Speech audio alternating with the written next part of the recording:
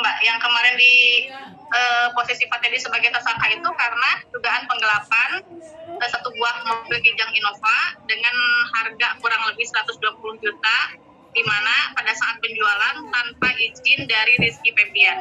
Jadi kemarin itu memang kalau LP-nya itu memang ada dugaan penggelapan aset dan uang 5 miliar, akan tetapi kemarin itu panggilan hanya untuk mobil Kijang Innova. Karena infonya memang 5 miliar itu tidak ada buktinya. Kemarin panggilan hari Senin ya, tanggal 22 Agustus, Pak Teddy hadir kooperatif, kurang lebih pertanyaan sebanyak 15 pertanyaan. Artinya yang 5 miliar itu nggak ada buktinya, Mbak, atau seperti apa? Tidak ada. Ya, tidak ada buktinya. 5 miliar kos-kosan tidak ada buktinya. Jadi yang naik itu hanya mobil Kijang Innova. Itu pun kami ya masih meragukan terkait bukti permulaan yang cukup. Karena apa? Karena Kijang Innova itu pengetahuan Pak Teddy dulu itu atas nama almarhum.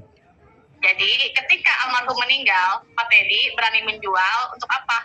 Itu pun untuk membayar hutang almarhum. Jadi kalau misalkan kita lari kepada kompilasi hukum Islam, itu adalah kewajiban dari ahli waris semua terhadap pewaris yang meninggal dunia. Jadi apa itu kewajibannya? Sebelum ada pembagian warisan, kewajiban dari ahli waris yang lain, satu, melakukan penguburan, melakukan kalau misalkan biasa budaya lah tahlilan gitu kan. Nah, yang ketiga itu nanti itu utang-utang dari almarhum itu harus segera dilunasi gitu kan. Nah, keempat, ketika ada sisanya itulah yang menjadi warisan gitu kan. Nah, di sini Pak Teddy berdasarkan informasinya kepada kami selaku kuasa hukum, jadi peninggalan almarhum itu beliau jual untuk membayar hutang gitu.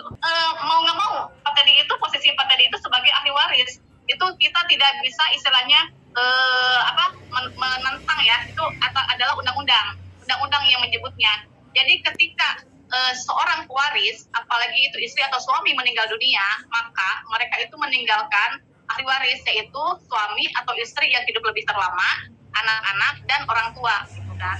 Itu termasuk dari ahli waris golongan pertama. Itu berdasarkan kompilasi hukum Islam dan undang-undang perkawinan. Perlu saya garis bawahi, Pak Teddy di sini bukan cerai hidup ya.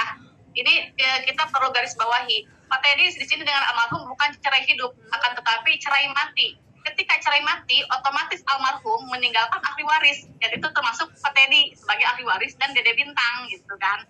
Gitu. Beda halnya dengan cerai hidup. Kalau cerai hidup ketika masing-masing pasangan mempunyai harta bersama, ketika cerai hidup hartanya atau asetnya kembali kepada kepemilikan masing-masing gitu. Ya, betul. Tapi ini kan di sini ada Rizky Febian sebagai anak juga, Mbak, yang bisa disebut sebagai ahli waris juga, Mbak.